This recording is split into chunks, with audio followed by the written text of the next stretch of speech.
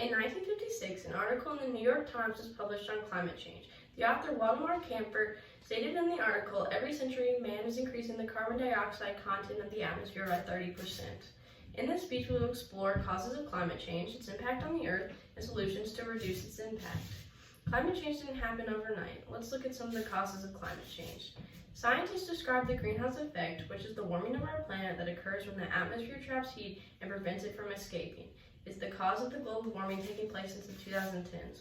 The Intergovernmental Panel on Climate Change, also known as the IPCC, reported that human activities over the past 50 years are the probable cause of global warming.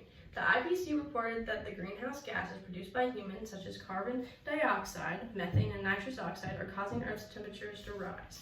The average amount of energy from the sun since 1750 has remained consistent and has not shown any drastic changes. If the warming was caused by the sun, then it would be expected for scientists to observe warmer temperatures in all layers of the atmosphere. Scientists, however, have only observed temperature increases in the lower and ground atmospheric layers.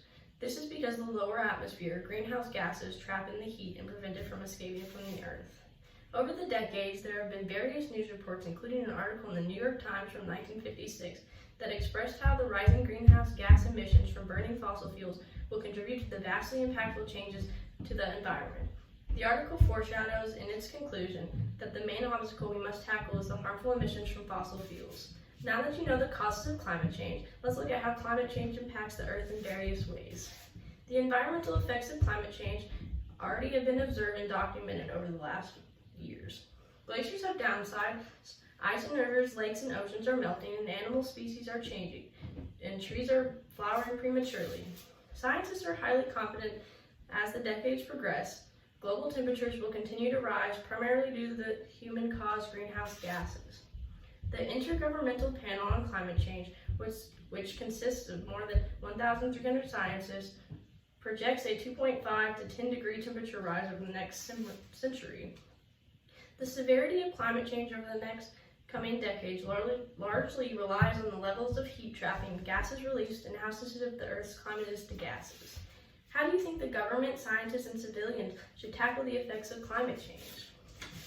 There are many solutions to how we can tackle climate change. Carbon dioxide is the biggest contributor to global warming. It is produced by burning of oil, coal, and other fossil fuels for energy. Like the electricity we use to power our phones, homes, cars, we can reduce our carbon footprint by using less fossil fuels and emitting less carbon dioxide.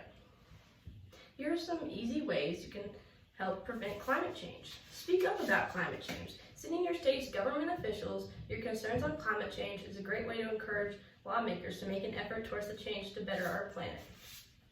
Make your home energy efficient. There are ways you can save the planet without even leaving your home. You can select utility companies that run on wind and solar power by sealing windows and doors and making sure your house is well insulated. You can reduce the energy in your home. Switching to LED light bulbs will not only save you money, but LED light bulbs use up to 80% less energy than standard light bulbs. Strive for fuel-efficient and energy-saving transportation. If everyone in America maintained proper tire inflation, we would save 1.2 billion gallons of gas each year.